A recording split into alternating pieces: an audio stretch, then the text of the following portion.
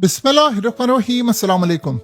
America और Iran के मुज़ाकरात में जो ड्रामाई सूरत हाल होती रही वो तो आप सब ने देखी होगी और आगे चलकर बात भी करते हैं कि जैसे ईरानी उठने लगे थे क्या फिर सूरत हाल पैदा हुई। लेकिन सबसे बड़ी जो डेवलपमेंट हुई है, जो सबसे अहम टाइमिंग है कि इस पूरी लड़ाई को अगर किसी ने खत्म करने में किरदार अदा किया तो मेन किरदार है उसका कतर का। और आप ये सोचे कतर का किरदार इसलिए है क्योंकि पाकिस्तान ने रोल प्ले किया, बड़ा अच्छा प्रोग्रेस हुई। लेकिन जब पैसे की बात आई तो जाहिर सी बात है वो सिर्फ कतर रोल प्ले कर सकता था। और 300 अरब डॉलर्स हो, ईरान के 6 अरब डॉलर रिलीज करवाने, इस सारा काम कतर ने किया। लेकिन आप ये देखिए होता क्या है, अचानक से जैसे ही पता ये चला कि ईरान और अमेरिका के दरमियान स्विट्जरलैंड में गर्मा गर्मी होगी ट्रंप की ट्वीट की वजह से जो आपकी स्क्रीन पर आ रही है, उसके बाद पता ये चला कि ईरानी उठकर वहां से जा रहे थे। उसी वक्त कतर ने रोका, जेडी वेंस ने रोका, मामला तय किए, हत्ता कि आपस में इन्होंने कोई एक दूसरे की फोटो भी नहीं बनवाई। ईरानियों ने कहा कि हम हमारे बच्चों के कातिल हम ये नहीं करेंगे। कतर ने उस वक्त जो रोल प्ले किया, और आप ये देखिए 2 घंटे के बाद कतर के रास लफान गैस कॉम्प्लेक्स में इतना बड़ा धमाका हुआ है, इतना बड़ा धमाका हुआ कि अभी तक की इतलात के मुताबिक 60 से जायद बंदे इस वक्त जख्मी हैं और कुछ अंदाजा नहीं है 18 से 20 के करीब मिसिंग है, लापता है। मारे कितने गए हैं, क्या सूरत हाल है, किसी को नहीं पता। ईरान ने तो कतर पर अटैक करना नहीं था।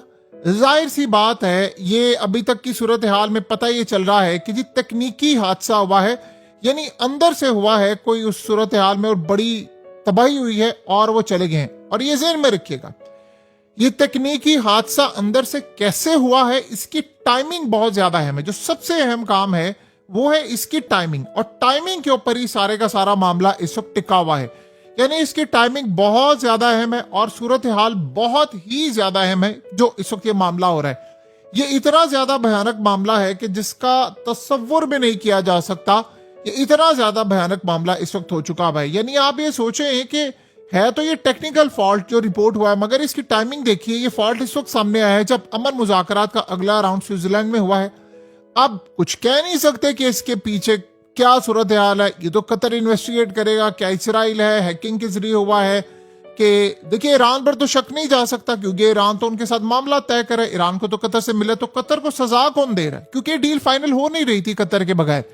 तो अब कौन सजा दे रहा है, अंदर से कैसे। आप सिर्फ टाइम देखें कि हुआ ये है कि जब ईरानी वहां पर आए तो मामला तय नहीं हो रहे थे, बिल्कुल तय नहीं हो रहे थे। और ट्रंप ने ट्वीट की तो उसके बाद ईरानी उठकर जाने लगे थे।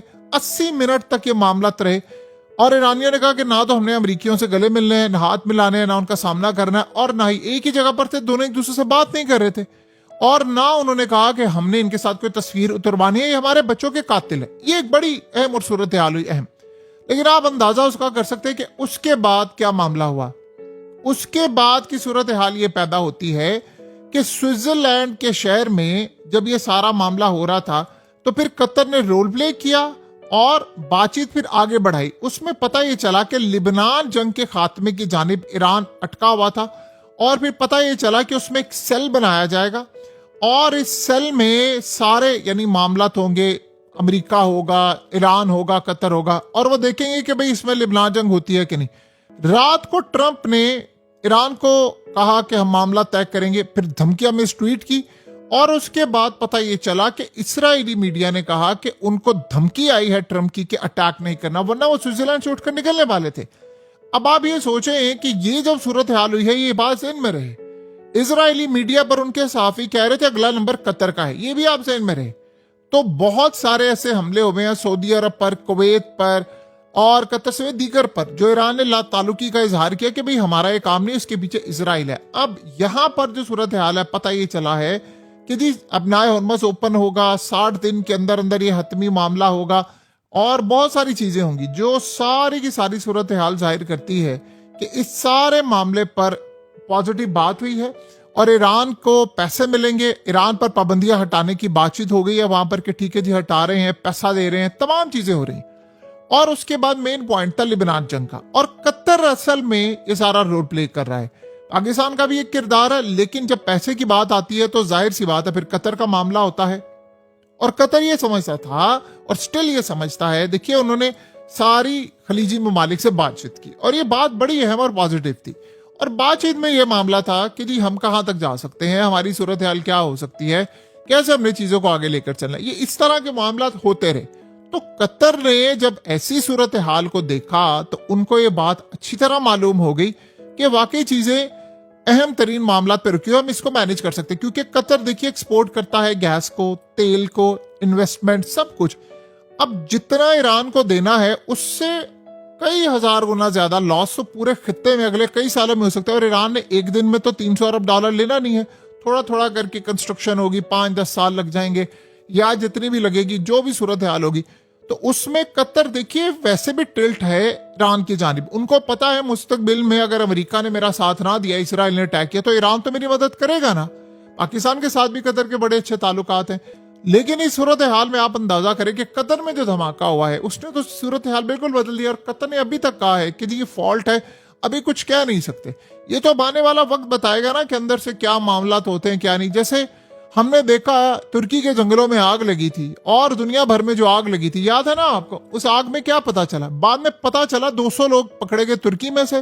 स्पेन में, अमेरिका में बड़े पैमाने पर जो आग लगी थी, और पता ये चला कि उसमें लोग आकर ये काम करके थे। और बज़ाहिर ये पता चला कि जी वो नेचुरल है, पूरी की पूरी बस्ती उलट गई थी। तो ये, और बहुत सारे लोगों के घर बच गए थे। ये भी बड़ी अजीब सूरत हाल थी। लॉस एंजलिस और ये वो हर जगह आप सबने और हमने देखा। तो देखिए अंदर से फॉल्ट हो सकता है, यानी उनका कहना यह था कि बाहर से कोई ड्रोन हमला है, कुछ नहीं। लेकिन अंदर से ये हो जाना और कतर को नुकसान पहुंचा देना, ये कोई आम बात नहीं है, ये मामूली बातें नहीं होती। सो लिहाजा इस सूरत हाल के अंदर अब मसला ये है कि इस प्रोडक्शन प्लांट वाले इश्यू के असरात अब पूरी दुनिया को नजर आएंगे। जाहिर सी बात है ग्लोबल सप्लाई का 5वां हिस्सा यहां से पूरा होता है। जंग रुक चुकी है, मगर उसके बावजूद कतरी गैस की शॉर्टेज रही तो पूरी दुनिया में गैस की कीमतें ऊपर जाएंगी। ये बड़ा नुकसान होगा। और ये ज़हन में रहे कि सारी दुनिया के अंदर यूरोपियन लीडर्स इस वक्त बैक कर रहे हैं इनको।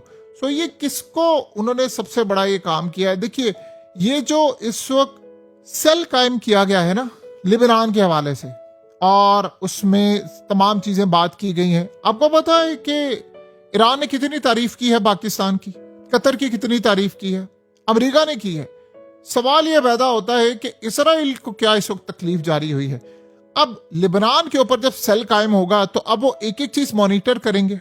देखिए हिजबुल्लाह तो ईरान के कंट्रोल में है, वो तो एक बात करेंगे तो ये सारा मामला हो जाएगा। असल मसला ये हुआ है, ये ट्वीट रात को ट्रंप से करवाई किसने है, ये असल सवाल है।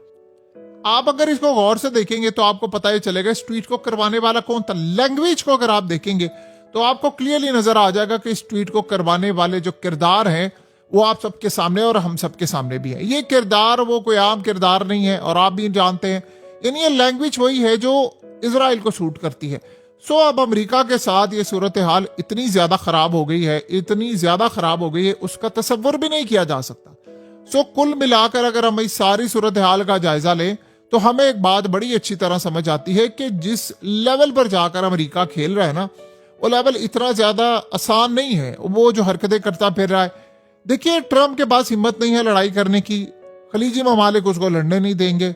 और सूरत हाल ये है कि कल ईरानी जब डेलीगेशन उठकर जा रहा था, मिसाल के तौर पर अब ईरान के जो वजीर हैं, जो पार्लियामेंट के अंदर भी रहने वाले हों या बाहर हों, उन सब में गुस्सा आ जाता है। ईरान के स्पीकर ने देखिए ये मनाजिर जारी किए कि मिनाब स्कूल के थे, उन्होंने बताया कि किस तरह इन्होंने हमारे बच्चों पर हमला किया, क्या सूरत हाल पैदा हुई।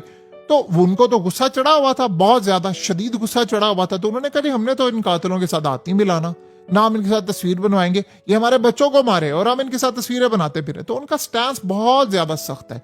लेकिन इस सूरत हाल में ईरान से पाबंदियां हट रही हैं, उनको पैसे मिल रहे हैं, तमाम चीजें हो रही हैं, ये सारा मामला हो रहा है। लेकिन इस सारी सूरत हाल को भी अगर हम देख लें तो उसके बावजूद आप क्या इसराइल पर भरोसा कर सकते हैं? याद है आपको ओमान पर ड्रोन हमले हुए थे, ओमान पर अटैक हुआ था। ओमान वो मुल्क था जो मुज़ाकरात करवा रहा था, याद नहीं आपको? स्टीव विटकोव, जेरेड कुशनर, ये सारे गए थे, ईरानी डेलीगेशन गया हुआ था और ओमान रोल प्ले कर रहा था। और ओमान ईरान का इत्तेहादी भी है इस सेंस में कि स्टेट ऑफ हॉर्मस, अपनाए हॉर्मस में दोनों मिलकर सिक्योरिटी और ये तमाम चीजें दे रहे हैं और दोनों का शेयर भी है। तो अब आप बताएं कि एक ही तो खलीजी ममालिक में उनका मेन इत्तेहादी था, तो उसके ऊपर अटैक हो गया और बाद में ईरान पर ब्लेम है। ईरान ने फौरन कहा उनको कि भाई हमने ये काम नहीं किया, ये तो इसराइल का काम है। तो वहां पर सबके कान खड़े हो गए। फिर सऊदी अरब को उन्होंने कहा कि भाई आपकी जो अरामको ऑयल फैसिलिटी हो या दीगर हो उस पर फिलहाल हम अटैक नहीं करें, ये जो आपकी ऑयल फैसिलिटी पर हमला हुआ ये इसराइल का काम है। कुवैत में भी उन्होंने यही कहा, उन्होंने कहा जी हमने ये काम नहीं किया, ये तो काम अमेरिका और इजराइल का। तो इस तरह के मामला हुए। अब ये बड़ी टाइमिंग इसकी बहुत ज्यादा अहम है और इसकी टाइमिंग के ऊपर ही सारे का सारा मामला इस वक्त टिका हुआ है। बहरहाल ये एक बहुत बड़ा डिजास्टर है।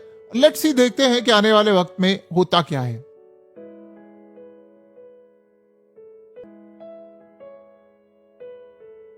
हकीकत टीवी को सब्सक्राइब करना मत भूलें, वीडियो को लाइक करें, शेयर करें और कमेंट सेक्शन में अपनी राय का इजहार जरूर करें।